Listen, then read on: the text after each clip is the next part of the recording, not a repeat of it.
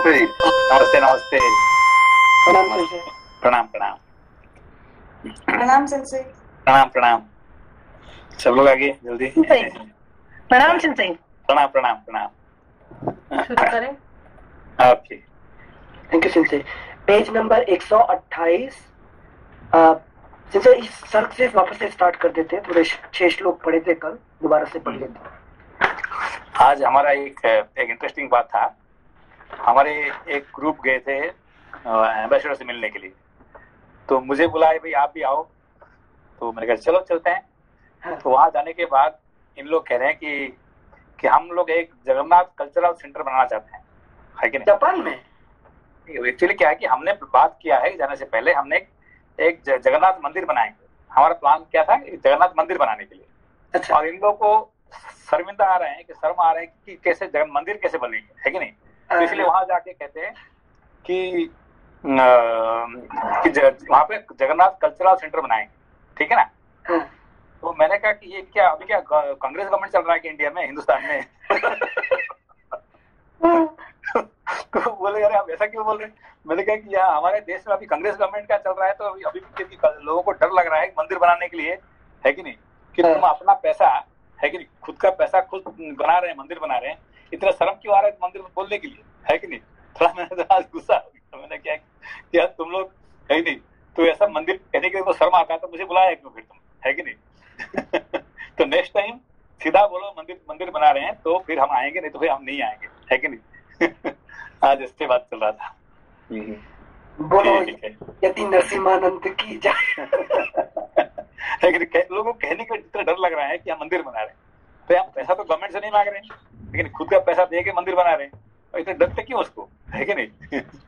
हम अपने को इंफीरियरिटी में डाल के रखते हैं। हाँ।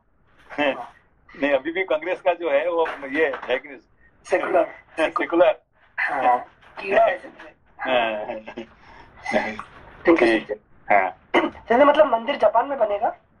हाँ, इसीलिए आज इसी का करने के लिए मैंने वहां पे गया था। मैंने कहा कि, है कि नहीं, एक्चुअली कि अभी इस टाइम पे किसी को मिलना नहीं चाहिए था, कोरोना का टाइम पे, तो भी हम गए भाई, चलो भगवान का मंदिर के लिए जाके बैठने से क्या तकलीफ है। हम गए और करीब 1.5 घंटे का शिलान्यास ऐसे ही होता है। हाँ, मैंने वही कहा कि शिलान्यास करो, है कि सीधा सीधा बोलो कि तुम मंदिर बनाएंगे, जगन्नाथ खुद बनाएंगे। तो इन्होंने प्लान बना कहा 2030 तक बनाएंगे। मैंने कहा 2030 तो जिंदा रहने का कोई गारंटी है क्या, है कि नहीं? कितना एम्बेसडर रहेंगे? अभी जो प्रेजेंट एम्बेसडर का टाइम है तो 2030 तक रहेगा क्या? वो तो चले जाएंगे, वो क्यों बनाएंगे यहाँ पे, है कि नहीं? तो आप क्या चाहते हैं? मैंने कहा कि नहीं, हम आज शुरू करेंगे, कब पूरा होगा वो तो जगन्नाथ डिसाइड करेंगे, है कि नहीं? ना आप ना हम पता नहीं को है कि नहीं, वो जगन्नाथ डिसाइड करेंगे टाइम। तो आप अपना निश्चित मत करना कि भाई 10 साल लगेगा, 20 साल लगेगा, है कि नहीं? तो आप शुरू करने का आपका काम है कि नहीं? कब तक बनेगा ये तो जगन्नाथ जी का छोड़ दो, है कि नहीं? सिंसे मार्कंडेय जी ने शिवलिंग पकड़ा था। हाँ। सिंसे ने जगन्नाथ मंदिर। ओके। 50 सर्गः। आप सिंसे को पकड़ लो अनिल सर। सिंसे ने जगन्नाथ मंदिर पकड़ लिया। मैंने ये भी बोला है कि नहीं, करीब 100 करोड़ लगेगा बनाने में, 100 करोड़ रुपया, ठीक है ना?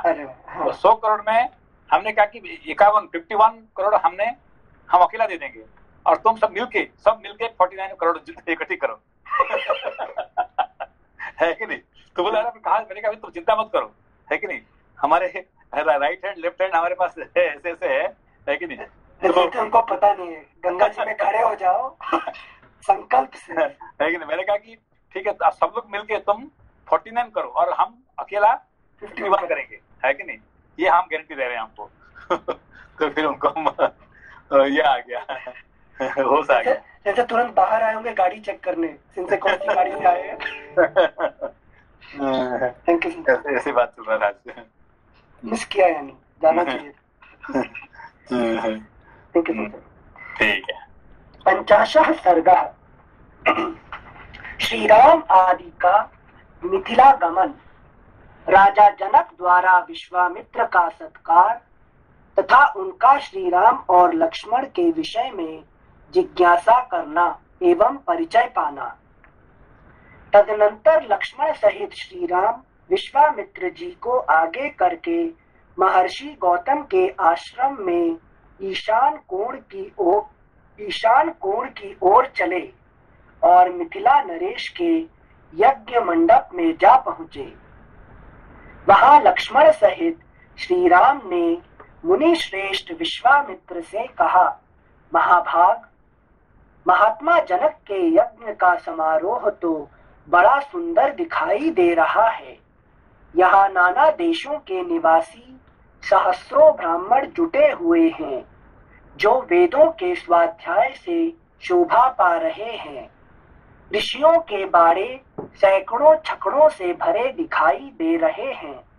ब्राह्मण, अब ऐसा कोई स्थान निश्चित कीजिए जहां हम लोग भी ठहरे। श्री रामचंद्र जी का यह वचन सुनकर महामुनि विश्वामित्र ने एकांत स्थान में डेरा डाला, जहां पानी का सुभीता था। अनिंद्य उत्तम आचार विचार वाले नृप श्रेष्ठ महाराज जनक ने जब सुना कि विश्वामित्र जी पधारे हैं, तब वे तुरंत अपने पुरोहित शतानंद को आगे करके अर्घ्य लिए विनीत भाव से, नेक्स्ट पेज 129, विनीत भाव से उनका स्वागत करने को चल दिए। उनके साथ अर्घ्य लिए महात्मा ऋत्विज भी शीघ्रता पूर्वक चले। राजा ने विनीत भाव से सहसा आगे बढ़कर महर्षि की अगवानी की तथा धर्मशास्त्र के अनुसार विश्वामित्र को धर्मयुक्त अर्घ्य समर्पित किया। महात्मा राजा जनक की वह पूजा ग्रहण करके मुनि ने उनका कुशल समाचार पूछा तथा उनके यज्ञ की निर्बाध स्थिति के विषय में जिज्ञासा की। राजा के साथ जो मुनि, उपाध्याय और पुरोहित आए थे, उनसे भी कुशल मंगल पूछकर विश्वामित्र जी बड़े हर्ष के साथ उन सभी महर्षियों से यथा योग्य मिले। इसके बाद राजा जनक ने मुनिवर विश्वामित्र से हाथ जोड़कर कहा, भगवन, आप इन मुनीश्वरों के साथ आसन पर विराजमान होइए। यह बात सुनकर महामुनि विश्वामित्र आसन पर बैठ गए। फिर पुरोहित, ऋत्विज तथा मंत्रियों सहित राजा भी सब ओर यथा योग्य आसनों पर विराजमान हो गए। तत्पश्चात राजा जनक ने विश्वामित्र जी की ओर देखकर कहा, भगवन, आज देवताओं ने मेरे यज्ञ की आयोजना सफल कर दी। आज पूज्य चरणों के दर्शन से मैंने यज्ञ का फल पा लिया। ब्राह्मण, आप मुनियों में श्रेष्ठ हैं। आपने इतने महर्षियों के साथ मेरे यज्ञ मंडप में पदार्पण किया, इससे मैं धन्य हो गया। यह मेरे ऊपर आपका बहुत बड़ा अनुग्रह है। ब्रह्मर्षि, मनीषी ऋत्विजों का कहना है कि मेरी यज्ञ दीक्षा के 12 दिन ही शेष रह गए हैं। अतः कुशिक नंदन, 12 दिनों के बाद यहाँ भाग ग्रहण करने के लिए आए हुए देवताओं का दर्शन कीजिएगा। मुनिवर विश्वामित्र से ऐसा कहकर उस समय प्रसन्न मुख हुए। जितेंद्रिय राजा जनक ने पुनः उनसे हाथ जोड़कर पूछा, महामुने, आपका कल्याण हो। देवता के समान पराक्रमी और सुंदर आयुध धारण करने वाले ये दोनों वीर राजकुमार, जो हाथी के समान मंद गति से चलते हैं, सिंह और सांड के समान जान पड़ते हैं, प्रफुल्ल कमल दल के समान सुशोभित हैं, तलवार, तरकस और धनुष धारण किए हुए हैं, अपने मनोहर रूप से अश्विनी कुमारों को भी लज्जित कर रहे हैं। और देखिए ये क्या कह रहे हैं कि ये अपना है कि नहीं, बेटी का पति का वर्णन कर सके। यहाँ पे वर्णन कर रहे हैं, है कि नहीं। यही मेरा बेटी को शादी करे, है कि नहीं, ये पहला ये सब बता रहे हैं आप, ठीक है ना। अच्छा, जो गुणों की चाहत है उनको उसका वर्णन कर रहे हैं। हाँ, जो गुणों है कि नहीं, उसको शादी करने के लिए जो जरूरत है सीता और अपना उर्मिला की, वो ये यही वर्णन कर रहे हैं यहाँ पे, है कि नहीं। ऐसा पति उनको चाहिए, है कि नहीं। अच्छा थैंक यू संजय। महामुने, आपका कल्याण हो। देवता के समान पराक्रमी और सुंदर आयुध धारण करने वाले ये दोनों वीर राजकुमार, जो हाथी के समान मंद गति से चलते हैं, सिंह और सांड के समान जान पड़ते हैं, प्रफुल्ल कमल दल के समान सुशोभित हैं। देखो यहाँ सिंह और सांड के समान मतलब क्या कह रहे? सिंह एक सिंह तो राजा की तरह, जो नहीं, संसार में दो ही है कि नहीं, एक सिंह है और एक सांड है। ये दोनों किसको डरते नहीं है, ये चलते हैं तो है कि नहीं, किसी को डरते नहीं संसार, है कि नहीं। इसलिए सिंह सांड का सांड को डरता किसी को, है कि नहीं, ना सिंह डरता है। बाकी सब जानवर सब जो डरते हैं एक दूसरे को, है कि नहीं। तो ये सिंह और सांड जैसे, है कि नहीं। संजय, मैंने सर कुछ अलग समझा कि सिंह मतलब कि जो होता है राजा, तो राजा होते हैं, तो फिर जो सांड होते हैं कि वो जो वृषभ हुए कि धर्म होते हैं, तो यहाँ राजा भी है फिर भी धर्म के मार्ग में चल रहे हैं। मैं ये समझ लिया था, सॉरी। नहीं, ये तो फिलोसफिकली ठीक है, मगर इनका क्या कि जो सिंह और सांड मतलब ये दोनों जो है, ये दो ही इंडिविजुअल है जो किसी को डरते नहीं है, निर्भय रूप से चलते हैं जहाँ जाते हैं, ठीक है ना। सर नमस्ते। नमस्ते। सर हाथी का नहीं होता क्या इसमें? नहीं, हाथी जो है ना वो सिंह को डरता है कि नहीं। वो हाथी को डर है कि नहीं, क्योंकि अच्छा सिंह उसको खा जाता है कि कितने बड़ा हाथी भी हो तो पावर है, मगर सिंह के सामने वो हार जाता है कि नहीं। अच्छा, मगर सांड है कि नहीं, वो बिल्कुल डरता नहीं है कि नहीं। अच्छा हाँ सर। तो एक अपना शिव जी की सवारी हो गई, एक पार्वती जी की सवारी हो गई। हाँ शिव जी पार्वती की सवारी, यही है। एक छोटा सा प्रश्न यहाँ पर पशुवृत्ति जानने के लिए, सिंह को अपनी शक्ति का आभास है तो वो नहीं डरता, सांड क्यों नहीं डरता? उसके अंदर पावर है, उसको फर्क ही नहीं पड़ता, जो बोलते हैं ना। ये तो पूरा मतलब क्या कहते हैं, संसार में किसी को भय नहीं उसका, है कि नहीं। मतलब बिकॉज ऑफ इग्नोरेंस या फिर बिकॉज एक तो है पावर भी है सिंह, इसीलिए क्या कहते हैं भगवान क्या बोलते हैं, श्री कृष्ण अर्जुन को कहते हैं, है कि नहीं, पुरुष सभा भरतर सभा, है कि हमें बार बार ये तो है कि हमेशा bull among the man, bull among the Pandavas, bull among the, हमेशा बुल, है कि नहीं, वो बार कह रहे हैं, है कि नहीं। तो बुल साई बोलते हैं ना, मतलब सिंगल पॉइंटेडनेस। हाँ, मतलब उस लक्ष्य के लिए सांड की तरह आप देखिए, जब सांड जब चलता है, रास्ते में चलता है, तो उसको कहाँ जाता है, वो जहाँ जाना चाहता है कि नहीं। ये एक रास्ता पे नहीं जाता है, तो रास्ता कौन सा है, जहाँ उसका मूड हो गया जाने के लिए रास्ता हो गया, है कि नहीं। तो लोग उसको देख के उसको भागेंगे, है कि नहीं। वो नहीं डरेगा, है कि नहीं, लोग डरेंगे उसको, सब लोग डरेंगे उसको, है कि नहीं। सिंह और सांड, तो सिंह तो राम जी के लिए बोले होंगे, सांड लक्ष्मण एकदम दोनों। महामुनि, आपका कल्याण हो। देवता के समान पराक्रमी और सुंदर आयुध धारण करने वाले ये दोनों वीर राजकुमार, जो हाथी के समान मंद गति से चलते हैं, सिंह और सांड के समान जान पड़ते हैं, प्रफुल्ल कमल दल के समान सुशोभित हैं, तलवार तरकस और धनुष धारण किए हुए हैं, अपने मनोहर रूप से अश्विनी कुमारों को भी लज्जित कर रहे हैं, जिन्होंने अभी अभी यौवनावस्था में। यहाँ पे जो उन्होंने बताया कि क्या क्या पकड़े हुए हैं उन्होंने, धनुष तलवार ये पकड़े हुए हैं, उसका मतलब क्या कहना चाहते हैं। देखिए ये किसके साथ आए हैं, विश्वामित्र जी के साथ और बाकी से ऋषि मुनियों के साथ। उनका साथ में ऋषि मुनिया है और विश्वामित्र है, मगर वो मुनि कुमार नहीं है, ब्राह्मण नहीं है, वो क्षत्रिय है कि नहीं। तो उसका मतलब ये मेरे लायक है कि नहीं। तो इसीलिए कहते हैं इसका धनुष है, तलवार है कि नहीं, ये सब है उनका पास में। उसका मतलब वो क्षत्रिय है। अच्छा अच्छा अच्छा, मतलब वो जनक जी की तरह हैं। हाँ, मतलब ये नहीं कि साथ में जरूर आए हैं, इनका साथ है मगर उनका ग्रुप में नहीं है कि नहीं। ब्राह्मणों के साथ आए हैं, ऋषियों के साथ आए हैं, और इनका ग्रुप में नहीं है, ये हमारे ग्रुप में है कि नहीं। ये सब वर्णन करना चाहते हैं कि उनका वर्णन में कैसे आता है कि नहीं। वही बड़ी धनुष धारण का, तलवार तलवार, तरकस और धनुष धारण किए हुए हैं।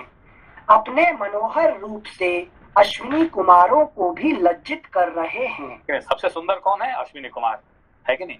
तो उनसे भी वो सुंदर है कि नहीं। तो उसका मतलब है कि नहीं, मेरा बेटियां जो है ना वो जरूर लाइक करेंगे, क्योंकि ये हो गया, है कि नहीं। दामाद सेटिंग हो गया। अपने मनोहर रूप से अश्विनी कुमारों को भी लज्जित कर रहे हैं, जिन्होंने अभी अभी यौवनावस्था में प्रवेश किया है। यौवनावस्था में प्रवेश किया मतलब अब बच्चे नहीं है अभी, है कि नहीं। They are ready to get married, है कि ये भी देख लिया है, ठीक है ना। क्वालिफिकेशन, ये सब क्वालिफिकेशन बता रहे हैं कि ये यही जो मैं ढूंढ रहा था, है कि नहीं। अभी तक जो मैं ढूंढ रहा था यही तो है कि नहीं। अच्छा, तो 36 लक्षण मिलाते हैं। हाँ, यही पे सब उन्होंने निश्चित कर लिया, है कि नहीं। पहला दर्शन में ही निश्चित कर लिया है कि यही मुझे चाहिए, ठीक है ना। अपने मनोहर रूप से अश्विनी कुमारों को भी लज्जित कर रहे हैं, जिन्होंने अभी अभी यौवनावस्था में प्रवेश किया है, तथा जो स्वेच्छानुसार देवलोक से उतरकर पृथ्वी पर आए हुए दो देवताओं के समान जान पड़ते हैं। किसके मनुष्य नहीं है, ये देवता ही, जैसे उनको पहचान आ गया कि ये मनुष्य नहीं है, देवताएं हैं, ठीक है ना। किसके पुत्र हैं? जो स्वेच्छानुसार देवलोक से उतरकर पृथ्वी पर आए हुए दो देवताओं के समान जान पड़ते हैं। किसके पुत्र हैं और यहाँ कैसे, किस लिए अथवा किस उद्देश्य से पैदल ही पधारे हैं? है तो इतने देवता है तो राजपुत्र है, मगर पैदल आ रहे हैं। उसका मतलब ये क्या है? हमेशा राजा राजपुत्र हमेशा तो रथ में आते हैं, और ये पैदल आ रहे हैं आपके साथ, मुनियों के साथ, है। ये कैसे हो गया? ये पूछ रहे हैं, है कि नहीं। क्योंकि जितने राजा वहां अभी तक आए हैं सब, है कि नहीं। कोई मर्सिडीज बेंच में आया है, कोई इसमें आया है, सब बड़े बड़े गाड़ी घोड़े में, हेलीकॉप्टर में आए हैं, है कि नहीं। ये दो है राजकुमार जो है, जो देखने में सबसे सुंदर है, मगर वो दोनों पैदल आए हैं, है कि नहीं।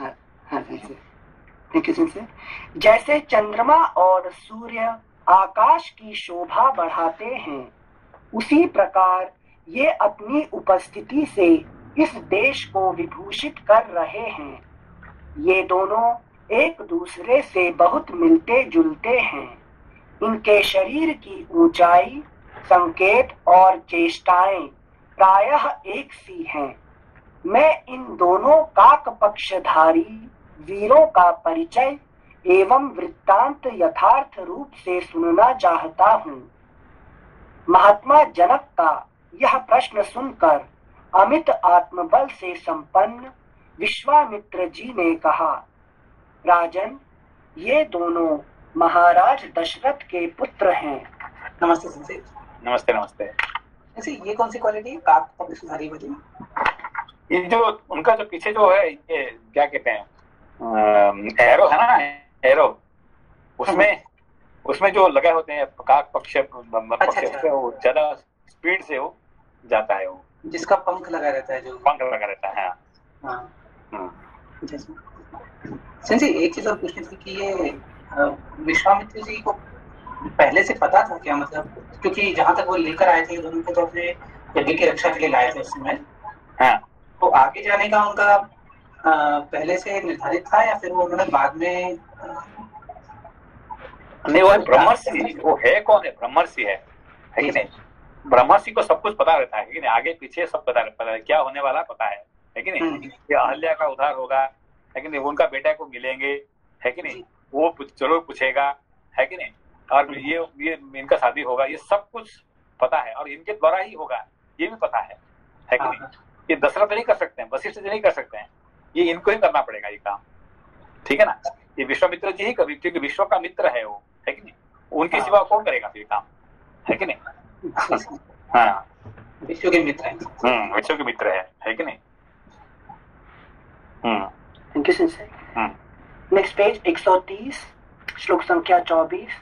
इसके बाद उन्होंने उन दोनों के सिद्धाश्रम में निवास, राक्षसों के वध, बिना किसी घबराहट के मिथिला तक आगमन, विशालापुरी के दर्शन, अहल्या के साक्षात्कार तथा महर्षि गौतम के साथ समागम आदि का विस्तार पूर्वक वर्णन किया। फिर अंत में यह भी बताया कि ये आपके यहाँ रखे हुए महान धनुष के संबंध में कुछ जानने की इच्छा से यहाँ तक आए हैं। महात्मा राजा जनक से ये सब बातें निवेदन करके महातेजस्वी महामुनि विश्वामित्र चुप हो गए। इस प्रकार श्री वाल्मीकि निर्मित आर्ष रामायण आदि काव्य के बाल कांड में 50वां सर्ग 51 सर्गः शतानंद के पूछने पर विश्वामित्र का उन्हें श्री राम के द्वारा अहल्या के उद्धार का समाचार बताना तथा शतानंद द्वारा श्री राम का अभिनंदन करते हुए विश्वामित्र जी के पूर्व चरित्र का वर्णन। यहाँ पे तो विश्वामित्र जी का चरित्र वर्णन करने वाले शतानंद जी है, लेकिन जितने हम कहानी सुनते हैं विश्वामित्र जी के बारे में, ये सब कहने वाले कौन है? ये शतानंद जी, अहल्या का सबसे बड़ा बेटा है, ठीक है ना। वो हम सब बड़े दुखी था, है कि नहीं? सॉरी, बहुत दुखी था पिताजी माताजी के लड़ाई। पिता माता का जो हुआ है उसके द्वारा सबसे दुखी था, लेकिन शतानंद, है कि नहीं? तो इसीलिए वहां जाने से पहले ये काम करके बाद में कर सकते था ना, बाद में नहीं, उसको पहले काम करके जाएंगे तो वो दुखी मनुष्य को खुश कर सकते हैं, है कि नहीं? तो उसको खुशी करने के बाद फिर उसका देखो क्या उसका होता है उसकी जिंदगी में, शतानंद का जिंदगी में क्या होता है कि नहीं? हाँ, जैसे राम आ रहे तो शतानंद में आनंद तो आ ही जाएगा ना। हाँ, ठीक है ना। श्लोक संख्या 1 परम बुद्धिमान, इसको कहते हैं शतानंद का जगह पे सहस्त्रानंद हो जाता है वो, है कि नहीं? अच्छा वो तो शतानंद था ही था, अब सहस्त्रानंद हो जाता है कि नहीं? Thank you. परम बुद्धिमान विश्वामित्र जी की वह बात सुनकर महातेजस्वी महातपस्वी शतानंद जी के शरीर में रोमांच हो आया। क्या हुआ? रोमांच हो गया होगा, कितने मतलब मजा आ गया उसको सुन के, है कि नहीं? हाँ, सारी तकलीफें दूर हो गई, सब दूर हो गया। हाँ, वे गौतम के ज्येष्ठ पुत्र थे। तपस्या से उनकी कांति प्रकाशित हो रही थी। वे श्री रामचंद्र जी के दर्शन मात्र से ही बड़े विस्मित हुए। उन दोनों राजकुमारों को सुखपूर्वक बैठे देख शतानंद ने मुनि श्रेष्ठ विश्वामित्र जी से पूछा, मुनि प्रवर, मेरी यशस्विनी माता अहल्या बहुत दिनों से तपस्या कर रही थी। क्या आपने राजकुमार श्री राम को उनका दर्शन कराया? क्या मेरी महातेजस्विनी एवं यशस्विनी माता अहल्या ने वन में होने वाले फल फूल आदि से समस्त देहधारियों के लिए पूजनीय श्री रामचंद्र जी का पूजन आदर सत्कार किया था? महातेजस्वी मुने, क्या आपने श्री राम से वह प्राचीन वृत्तांत कहा था जो मेरी माता के प्रति देवराज इंद्र द्वारा किए गए छल कपट एवं दुराचार द्वारा घटित हुआ था? मुनि श्रेष्ठ कौशिक, आपका कल्याण हो। क्या श्री रामचंद्र जी के दर्शन आदि के प्रभाव से मेरी माता शाप मुक्त हो पिताजी से जा मिली? कुशिक नंदन, क्या मेरे पिता ने श्री राम का पूजन किया था?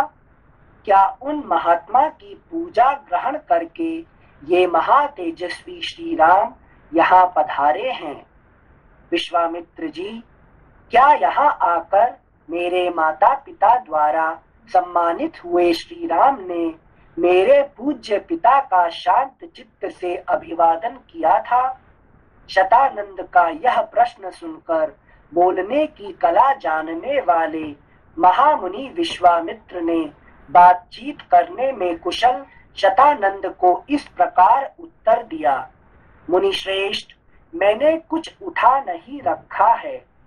मेरा जो कर्तव्य था उसे मैंने पूरा किया।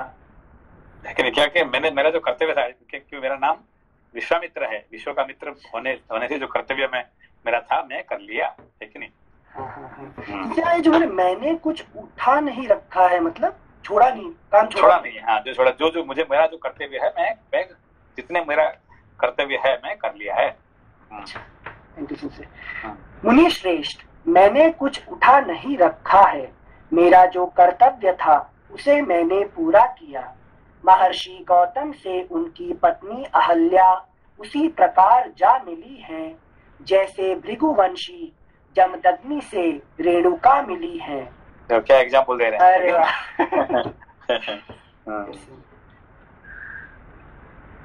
बुद्धिमान, दोनों का केस बराबर था, एक जैसे था, है कि नहीं? अच्छा, रेणुका जी को परशुराम जी ने। Thank you. बुद्धिमान विश्वामित्र की यह बात सुनकर महातेजस्वी शतानंद ने श्री रामचंद्र जी से यह बात कही। Next page 131। नर श्रेष्ठ, आपका स्वागत है। रघुनंदन, मेरा अहोभाग्य जो आपने किसी से पराजित न होने वाले महर्षि विश्वामित्र को आगे करके यहाँ तक पधारने का कष्ट उठाया।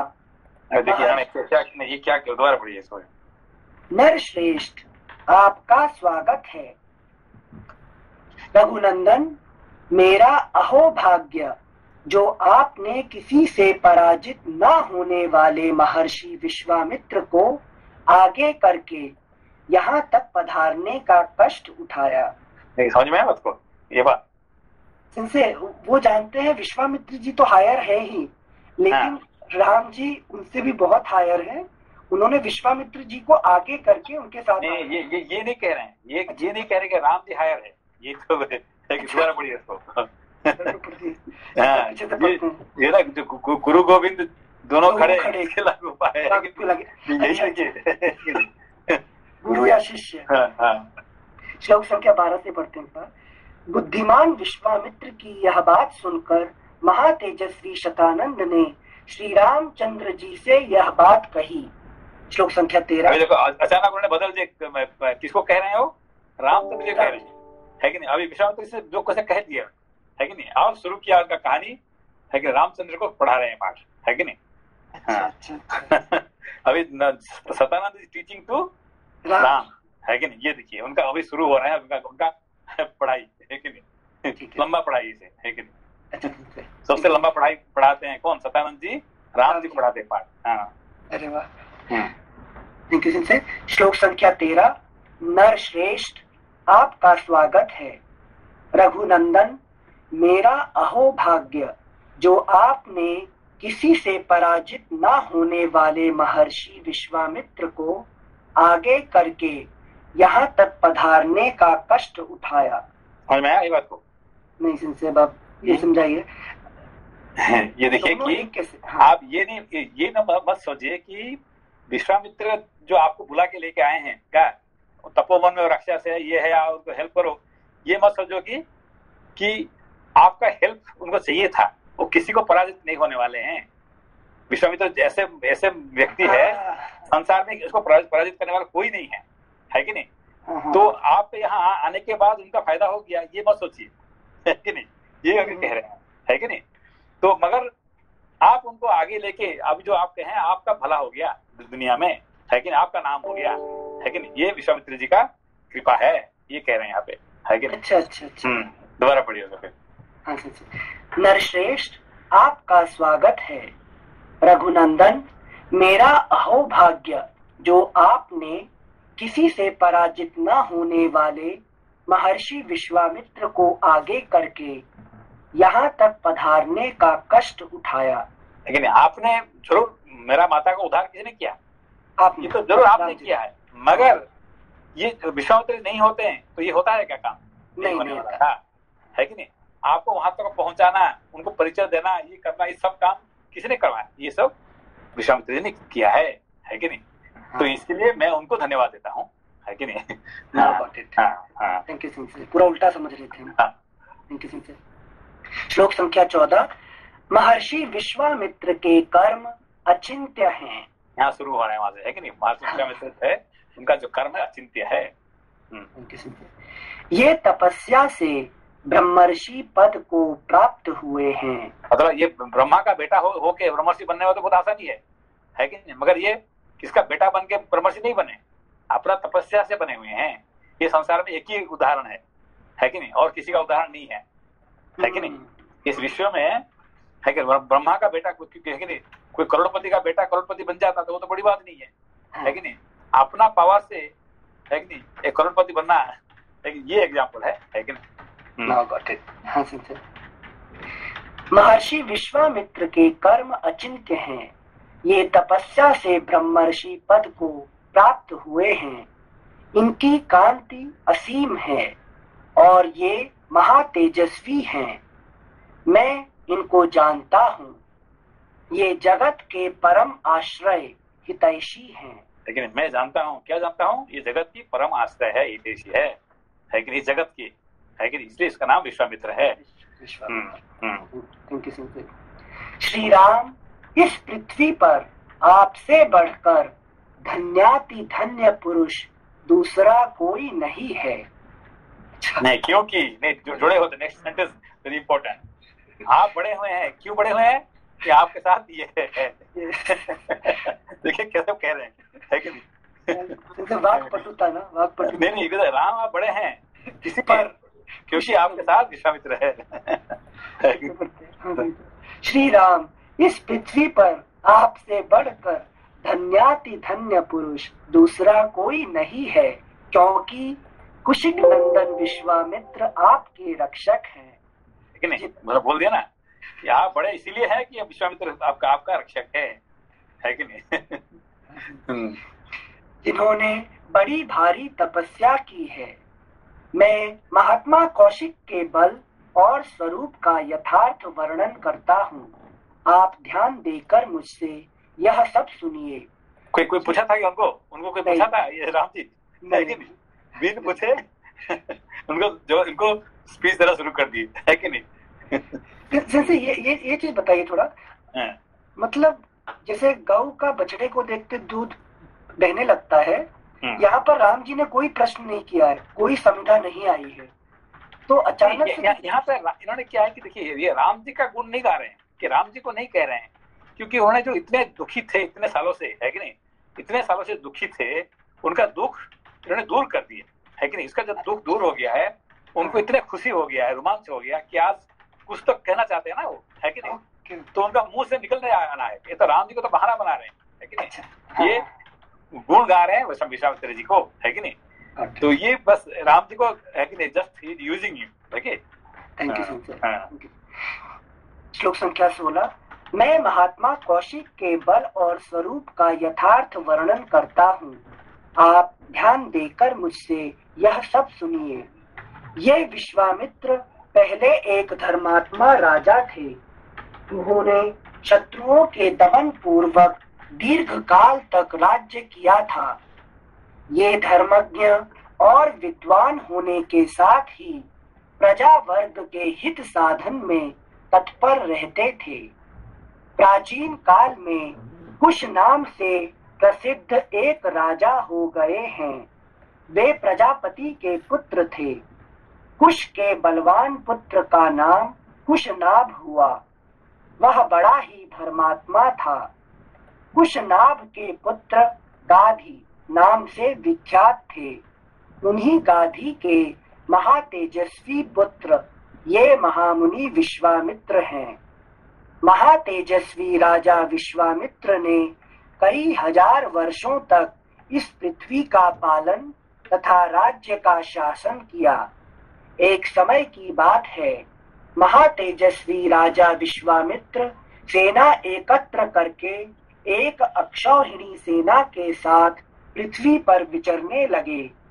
वे अनेकानेक नगरों, राष्ट्रों, नदियों बड़े बड़े पर्वतों और आश्रमों में क्रमशः विचरते हुए महर्षि वशिष्ठ के आश्रम पर आ पहुंचे, जो नाना प्रकार के फूलों, लताओं और वृक्षों से शोभा पा रहा था।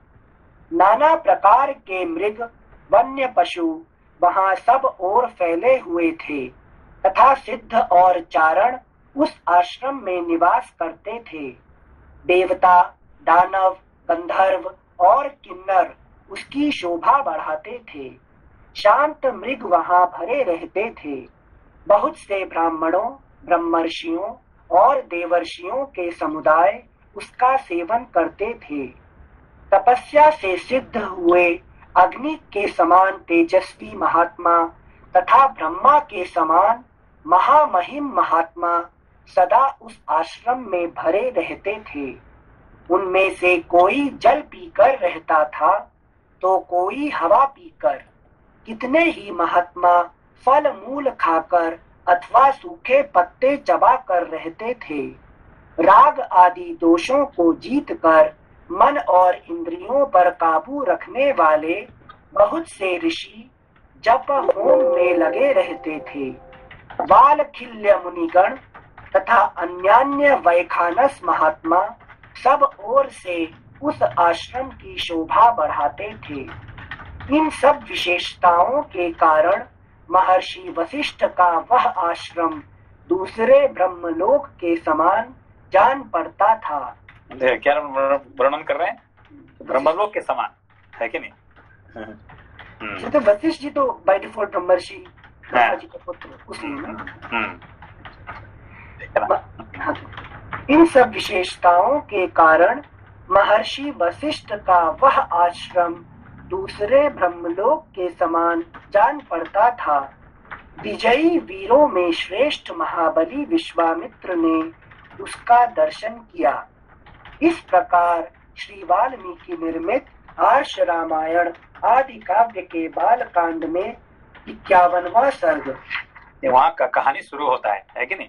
वहाँ पे विश्वामित्र जी वहाँ पे दर्शन कर रहे हैं, वशिष्ठ जी का दर्शन हो रहे हैं, है कि नहीं? अच्छा, पहली बार देखा जैसे जाके देखा है, तो यहाँ से शुरुआत होता है कि नहीं? श्लोक संख्या नेक्स्ट पेज 132। द्विपंचाशः सर्गः। महर्षि वशिष्ठ द्वारा विश्वामित्र का सत्कार और कामधेनु को अभीष्ट वस्तुओं की सृष्टि करने का आदेश। जप करने वालों में श्रेष्ठ वशिष्ठ का दर्शन करके महाबली वीर विश्वामित्र बड़े प्रसन्न हुए और विनय पूर्वक उन्होंने उनके चरणों में प्रणाम किया। तब महात्मा वशिष्ठ ने कहा, राजन, तुम्हारा स्वागत है। ऐसा कहकर भगवान वशिष्ठ ने उन्हें बैठने के लिए आसन दिया। जब विश्वामित्र जी वशिष्ठ जी के पास आश्रम में गए, उनको प्रणाम किए, है कि नहीं? उनको चरण में बैठ गए, तो फिर तो उनको कुछ देना पड़ेगा ना उनको, है कि नहीं? तो वो देखिए क्या दे रहे हैं, है कि उसके बदले में। Thank you. श्लोक संख्या 3। जब बुद्धिमान विश्वामित्र आसन पर विराजमान हुए, तब मुनिवर वशिष्ठ ने उन्हें विधि पूर्वक फल मूल का उपहार अर्पित किया। वशिष्ठ जी से वह आतिथ्य सत्कार ग्रहण करके राज शिरोमणि महातेजस्वी विश्वामित्र ने उनके तप, अग्निहोत्र, शिष्य वर्ग और लता वृक्ष आदि का कुशल समाचार पूछा। फिर वशिष्ठ जी ने उन नृपश्रेष्ठ से सबके सकुशल होने की बात बताई। फिर जप करने वालों में श्रेष्ठ ब्रह्म कुमार महातपस्वी वशिष्ठ ने वहां सुख पूर्वक बैठे हुए राजा विश्वामित्र से इस प्रकार पूछा, राजन, तुम सकुशल तो हो ना? धर्मात्मा नरेश, क्या तुम धर्म पूर्वक प्रजा को प्रसन्न रखते हुए राजोचित रीति नीति से प्रजा वर्ग का पालन करते हो?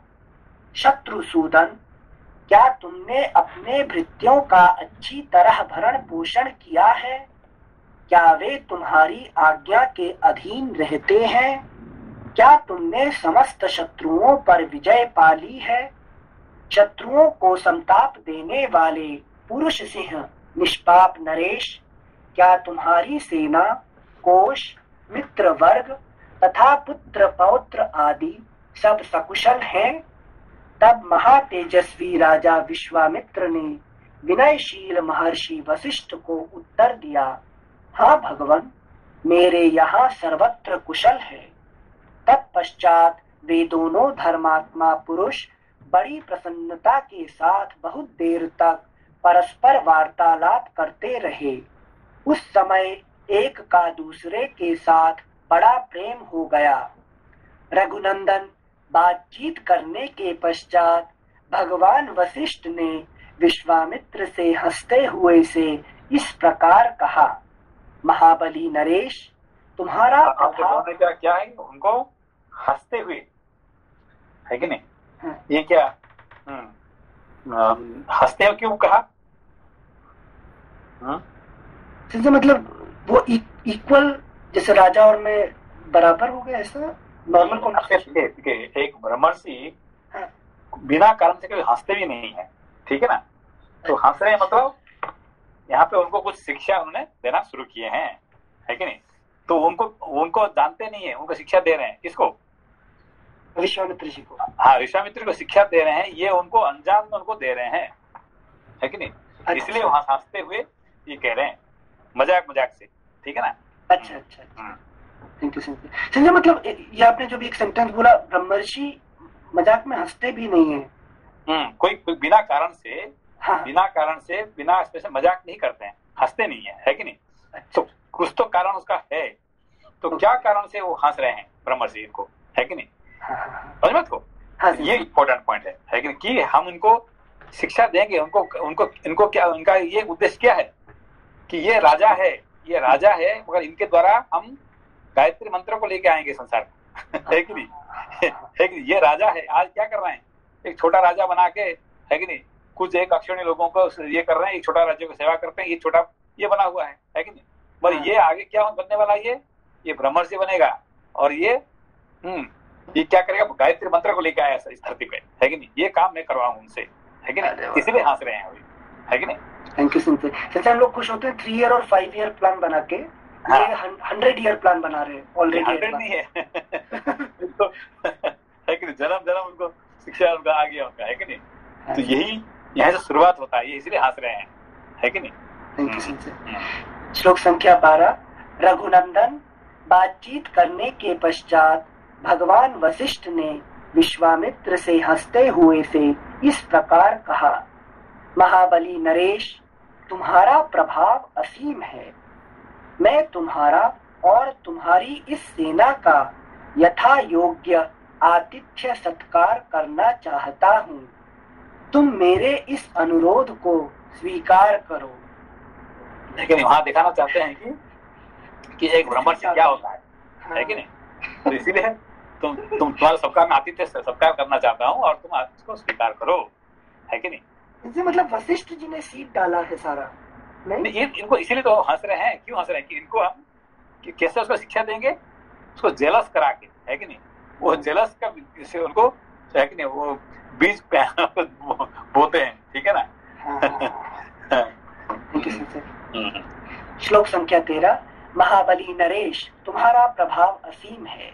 मैं तुम्हारा और तुम्हारी इस सेना का यथा योग्य आतिथ्य सत्कार करना चाहता हूँ। तुम मेरे इस अनुरोध को स्वीकार करो।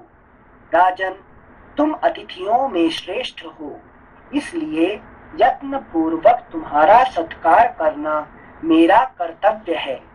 अतः मेरे द्वारा किए गए इस सत्कार को तुम ग्रहण करो। वशिष्ठ के ऐसा कहने पर महाबुद्धिमान राजा विश्वामित्र ने कहा, मुने, आपके सत्कार पूर्ण वचनों से ही मेरा पूर्ण सत्कार हो गया। लेकिन आपने कह दिया, वो मेरा वो हो गया। आपने पानी पीने के लिए दे दिया, कुछ फल दे दिया, उससे तो हो गया मेरा काम, है कि नहीं? हाँ। मतलब वही सोच रहे हैं आपके पास और कुछ और क्या देंगे? अरे आप एक मुनि है, एक आश्रम में आप है, क्या देंगे? दे देंगे 2-4 फल दे देंगे, पानी दे देंगे, है कि नहीं?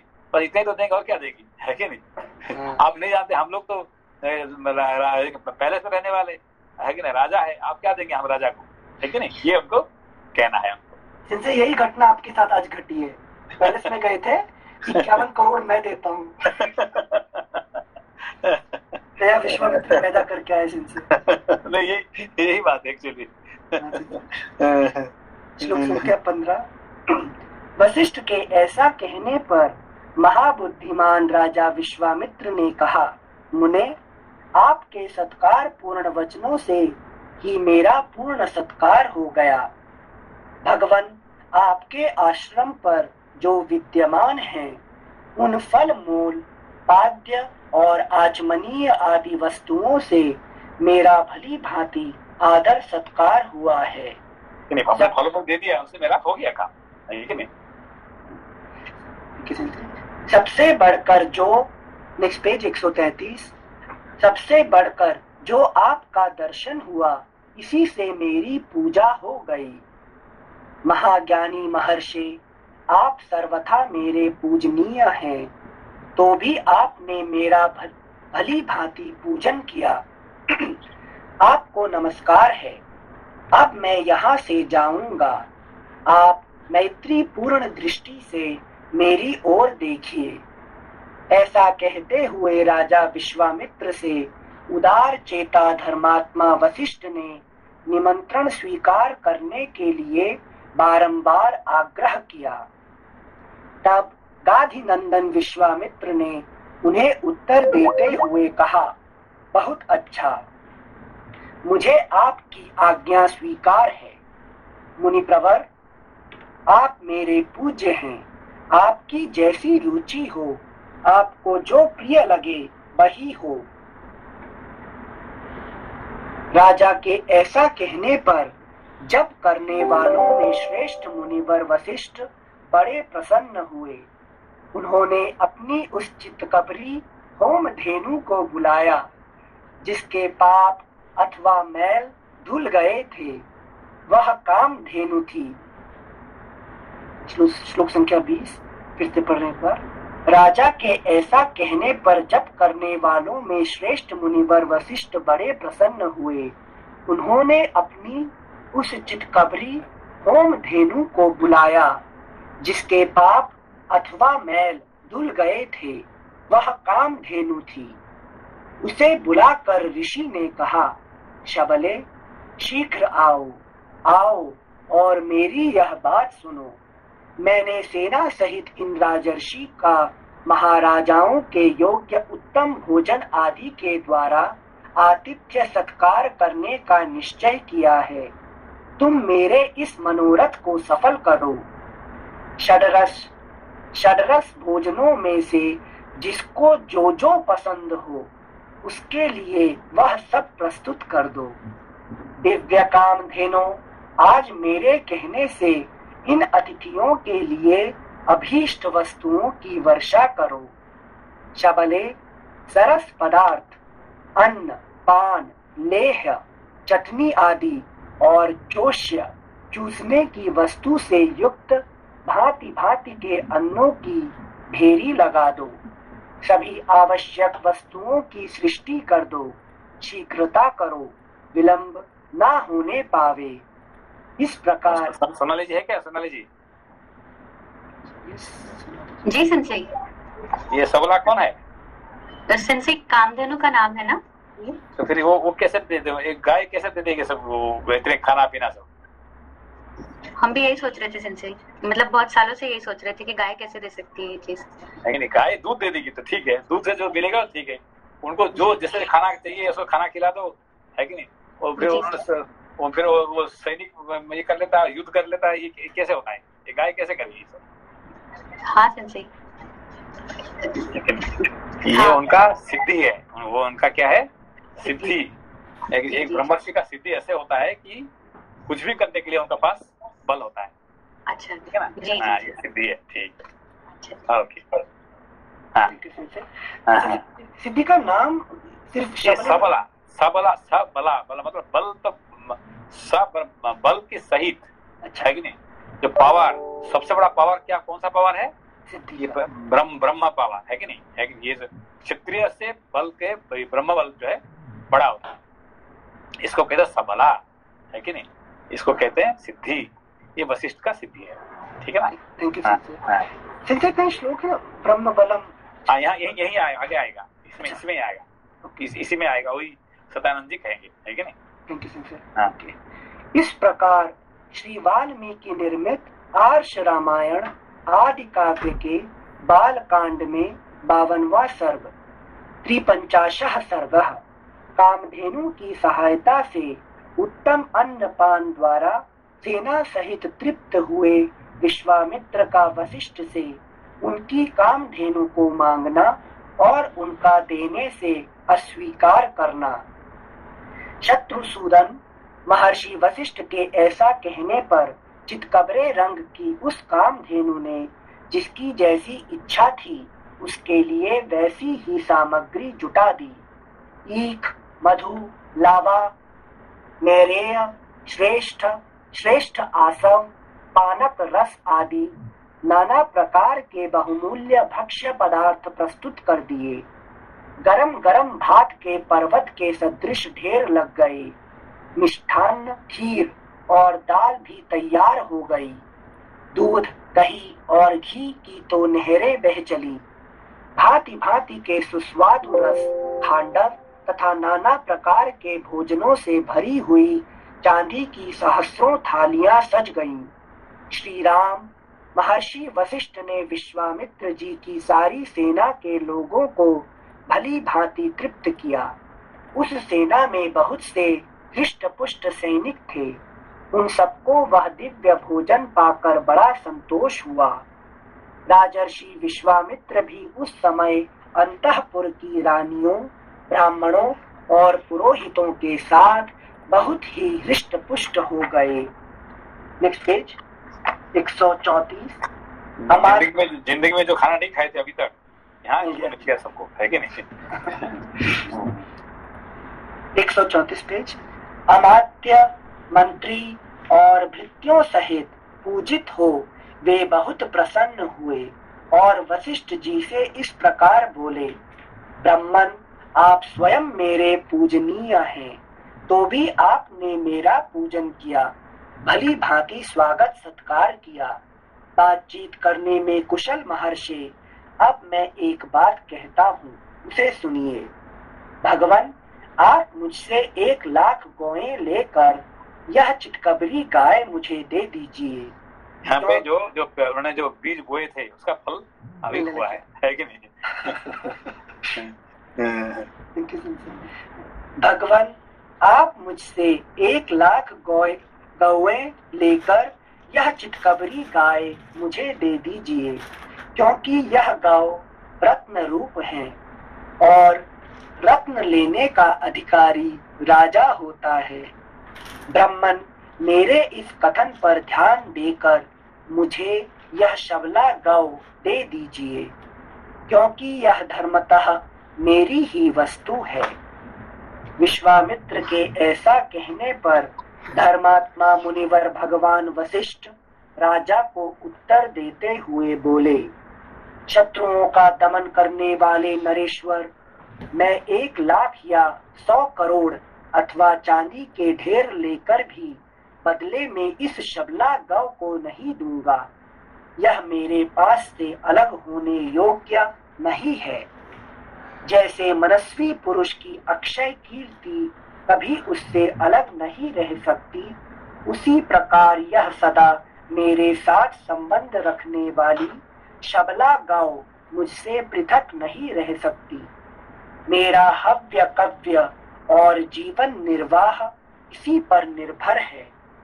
मेरे अग्निहोत्र, बलि, होम, स्वाहा, वशटकार और भांति भांति की विद्याएं इस कामधेनु के ही अधीन है। राजर्षि, मेरा यह सब कुछ इस गौ के ही अधीन है, इसमें संशय नहीं है। मैं सच कहता हूँ, यह गौ ही मेरा सर्वस्व है और यही मुझे सब प्रकार से संतुष्ट करने वाली है। राजन, बहुत से ऐसे कारण हैं जिनसे बाध्य होकर मैं यह शबला गौ आपको नहीं दे सकता।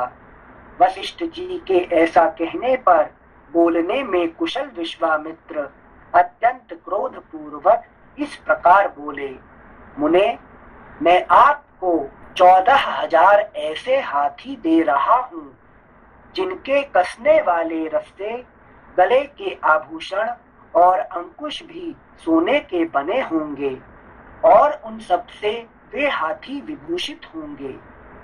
उत्तम व्रत का पालन करने वाले मुनीश्वर, इनके सिवा मैं 800 सुवर्णमय रथ प्रदान करूंगा जिनमें शोभा के लिए सोने के घुंघरू लगे होंगे और हर एक रथ में 4-4 सफेद रंग के घोड़े जुटे हुए होंगे तथा अच्छी जाति और उत्तम देश में उत्पन्न महातेजस्वी 11,000 घोड़े भी आपकी सेवा में अर्पित करूंगा। इतना ही नहीं, नाना प्रकार के रंग वाली नई अवस्था की 1 करोड़ गांवें भी दूंगा, परंतु यह शबला गांव मुझे दे दीजिए। द्विजश्रेष्ठ, इनके अतिरिक्त भी आप जितने रत्न या सुवर्ण लेना चाहें वह सब आपको देने के लिए मैं तैयार हूँ, किंतु यह चितकबरी गाय मुझे दे दीजिए। बुद्धिमान विश्वामित्र के ऐसा कहने पर भगवान वशिष्ठ बोले, राजन, मैं यह चितकबरी गाय तुम्हें किसी तरह भी नहीं दूंगा। यही मेरा रत्न है, यही मेरा धन है, यही मेरा सर्वस्व है और यही मेरा जीवन है। Next page 135। राजन, मेरे दर्श, पौर्णमास, प्रचुर दक्षिणा वाले यज्ञ तथा भांति भांति के पुण्य कर्म यह गौ ही है। इसी पर ही मेरा सब कुछ निर्भर है। नरेश्वर, मेरे सारे शुभ कर्मों का मूल यही है, इसमें संशय नहीं है। बहुत व्यर्थ बात करने से क्या लाभ, मैं इस कामधेनु को कदापि नहीं दूंगा। इस प्रकार श्री वाल्मीकि निर्मित आर्ष रामायण आदि काव्य के बाल कांड में 53वां सर्ग। 54 सर्गः। विश्वामित्र का वशिष्ठ जी की गौ को बलपूर्वक ले जाना, गौ का दुखी होकर वशिष्ठ जी से इसका कारण पूछना और उनकी आज्ञा से शक, यवन, पल्लव आदि वीरों की सृष्टि करके उनके द्वारा विश्वामित्र जी की सेना का संहार करना। श्री राम जब वशिष्ठ मुनि किसी तरह भी उस कामधेनु गौ को देने के लिए तैयार ना हुए, तब राजा विश्वामित्र उस चितकबरे रंग की धेनु को बलपूर्वक घसीट ले चले। रघुनंदन महामनस्वी राजा विश्वामित्र के द्वारा इस प्रकार ले जाई जाती हुई वह गौ शोकाकुल हो मन ही मन रो पड़ी और अत्यंत दुखित हो विचार करने लगी, अहो, क्या महात्मा वशिष्ठ ने मुझे त्याग दिया है, जो ये राजा के सिपाही मुझ दीन और अत्यंत दुखिया गौ को इस तरह बलपूर्वक लिए जा रहे हैं। पवित्र अंतःकरण वाले उन महर्षि का मैंने क्या अपराध किया है कि वे धर्मात्मा मुनि मुझे निरपराध और अपना भक्त जानकर भी त्याग रहे हैं। शत्रुसूदन, यह सोचकर वह गौ बारंबार लंबी सांस लेने लगी और राजा के उन सैकड़ों सेवकों को झटककर उस समय महातेजस्वी वशिष्ठ मुनि के पास बड़े वेग से जा पहुंची।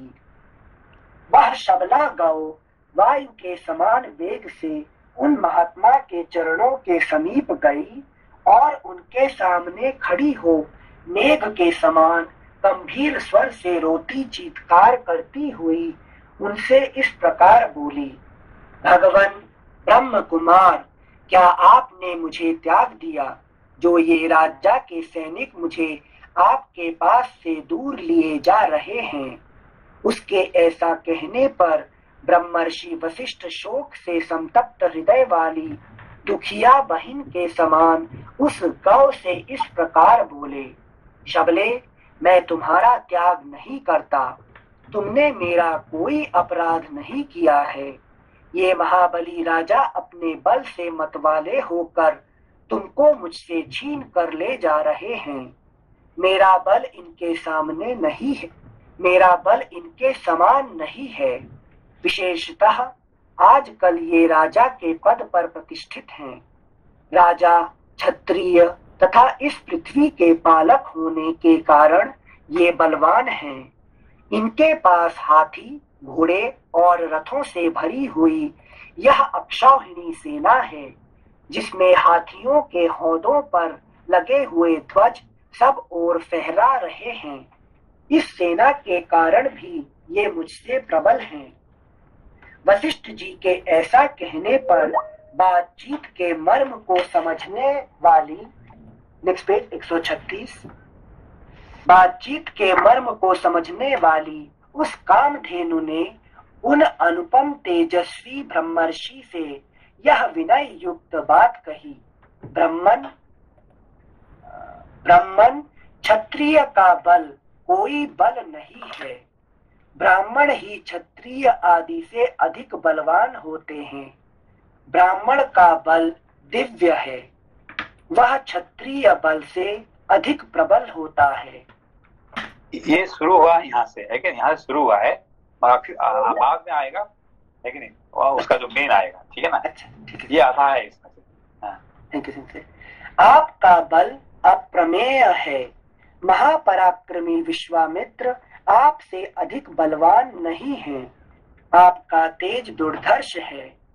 महातेजस्वी महर्षि, मैं आपके ब्रह्म बल से परिपुष्ट हुई हूँ, अतः आप केवल मुझे आज्ञा दे दीजिए। मैं इस दुरात्मा राजा के बल, प्रयत्न और अभिमान को अभी चूर्ण कर किए देती हूँ। श्री राम, कामधेनु के ऐसा कहने पर महायशस्वी वशिष्ठ ने कहा, इस शत्रु सेना को नष्ट करने वाले सैनिकों की सृष्टि करो।